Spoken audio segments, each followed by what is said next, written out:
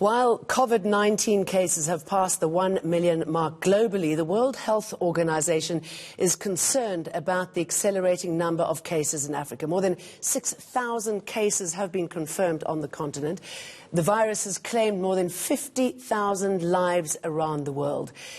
The organization is worried the virus will threaten fragile health systems. Now, a number of countries on the continent have implemented strict lockdown measures to curb the spread of the virus. The organization says it's working with national governments and UN partners to plan for those living in difficult conditions. So how can technology then help flatten that curve? To discuss this is Cobus Oosthuizen, Dean at Milpark Business School. Very good morning to Cobus Oosthuizen. What can technology do here that we can't? Good morning, Jane, and good morning, viewers. Thank you for having me and sharing a few thoughts. These fourth industrial revolution that we've been talking about for quite a while now, and it's been on the forefront, and even the Presidential Commission in finding and solutions and ways to draw everybody, all citizens, into this phenomenal advance.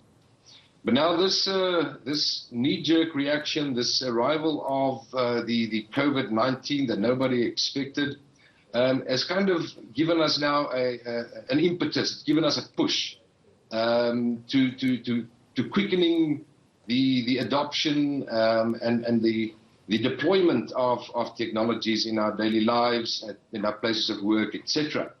So, in a sense, you know, when the choices are very few, and when technology previously, we've been kind of hesitant of adopting them, testing them, experimenting with them, and so forth. But now we're in a situation of lockdown. People can't go to work, kids can't go to school, students can't go to universities, and we found that very quickly people started to adopt these technologies. And that's in education and the world of work, etc. We're having meetings online. We're still driving our organizational objectives as far as we can for those of us that still can do that in the online environment. Classrooms are flipped to go online purely. Many universities that have been experimenting with it only have now been forced in a way to very, very quickly adopt and to deploy technologies to keep the students going. Cobus, a lot of my friends that I speak to are pretty amazed at how quickly they've adapted to dealing with work online, out of the office space. So it just shows how quickly we can absorb new ways of working. But tell us more about the types of technology, the type of technology that is out there that'll help sort of expedite this process. Right. Well, if we just consider, call it world of work generally speaking, there's, besides the Skype that we currently, you and I are using at the moment, there's the Zoom, there is Google Hangouts, there is Microsoft Teams. My own organization uses that extensively and very fruitfully, very efficiently and effectively. And we find that we still manage to do what we can do. Although we are socially disconnected, we still remain connected in this particular way. Then, of course, there's also a overflow of information from everywhere, from all sources. So people are signing into various social platforms and so forth, but it's extremely important to determine which of those sources are actually the ones with facts, such as the World Health Organization. And locally here with us, to rather tap into the government sources of information to stay and have got the true facts. And what are we seeing on the medical front? What sort of technology is there? There are a lot of cases in China, for example, where robotics are taking over from humans. Absolutely. How close are we to getting to that sort of stage?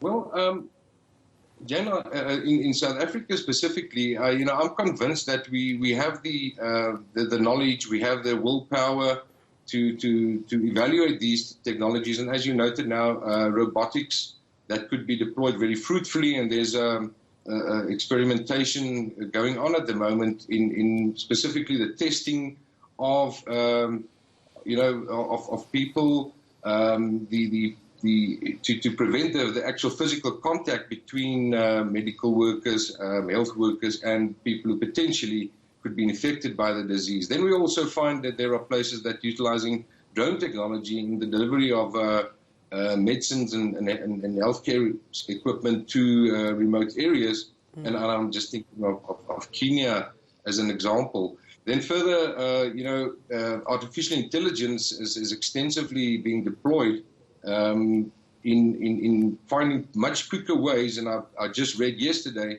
they're on the verge of making quite breakthroughs to test somebody within 5 minutes with a particular apparatus, but utilizing complex algorithms and so forth. That would be fantastic. Then, of course, the Internet of Things, there's also that, feeding data into systems. And I think, there's going to be an advanced progress moving into that space much quicker than we initially anticipated. Cobus Oosthuizen, clearly something that we all need to embrace and embrace quickly. Let's take a look now at the markets.